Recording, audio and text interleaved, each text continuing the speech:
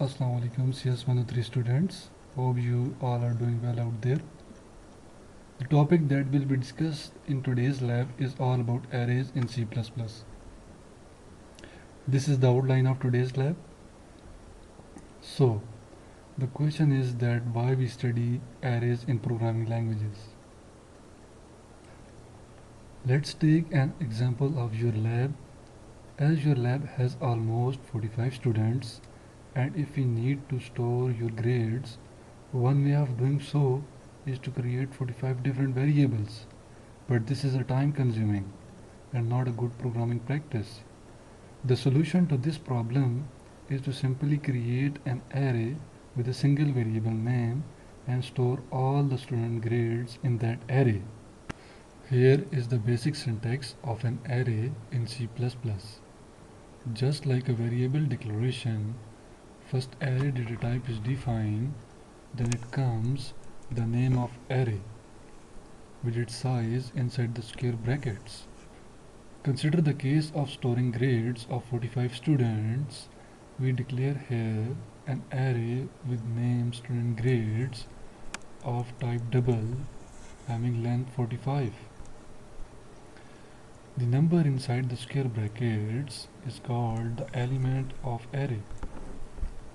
Here 45 is the number of elements in student grades array. In C++, each element in an array is associated with a number.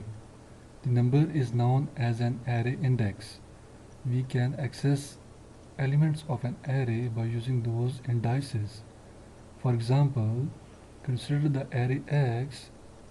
The array indices start with 0, meaning X of 0 is the first element stored at index 0. If the size of an array is n, the last element is stored at index n-1. In this example, x of 5 is the last element. Elements of an array have consecutive addresses. For example, suppose the starting address of x0 is 80e. Then the address of the next element x of 1 will be 84e. Similarly, the address of x of 5 will be 96e. Here, the size of each element is increased by 4 because the size of int is 4 bytes. In C++, it is possible to initialize an array during declaration. For example, int array x initializes with these 6 elements. Here is the representation of C++ array elements and their data.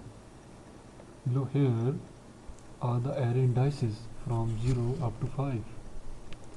Above here, array elements are given like x0, x1 up to so on. Another method to initialize array during declaration is as this. Here we have not mentioned the size of the array. In such cases, the compiler automatically computes the size.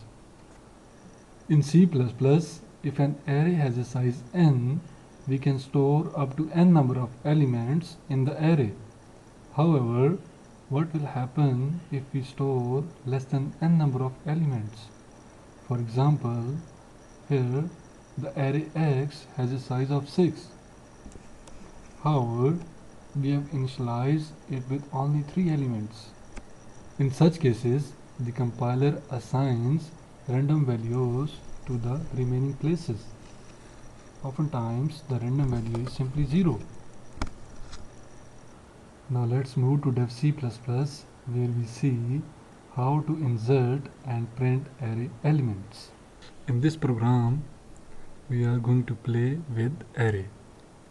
Let's take an array of name mark of having elements 5.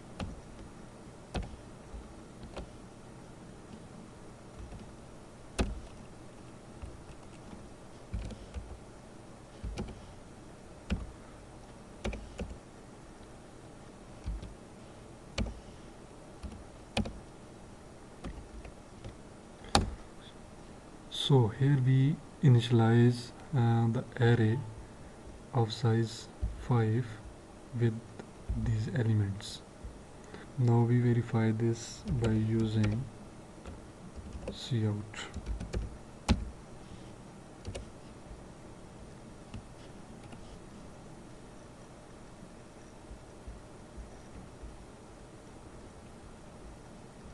So here it displays the address of the very first element of the array. So if we want to print specific element of the array, we just put here the index of the array.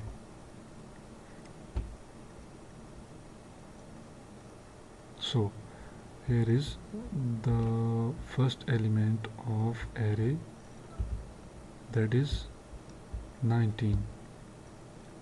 So if we wish to print the last element of the array, which is 9, so we just put here 4 to print the last element of array.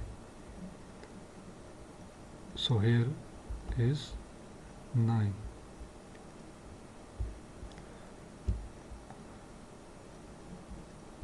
So if we want to insert an element within this array, what will we do?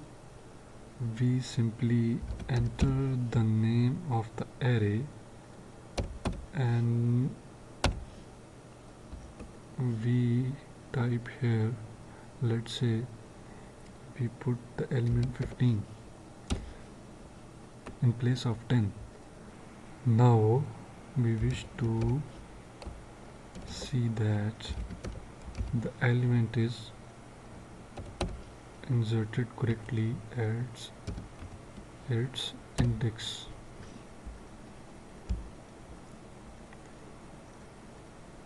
So here we see that the element is inserted at the index 1. So you can also take input from user to want to insert at index 2. So let's move this. So here we want to take input from the user on index 2.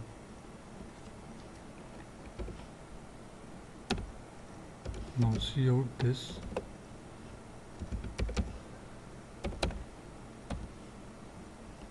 If the user is inserted 92, then cout will be 92. So here we can see that the user is inserted 92 at the index 2, and we also verify it by printing the element at the second index position. So in this example we see that we can insert an element at a given index. So now we want to print the whole array at once. For this we need a loop here. So we make use of for loop. So first we write the syntax of for loop, then we can use it.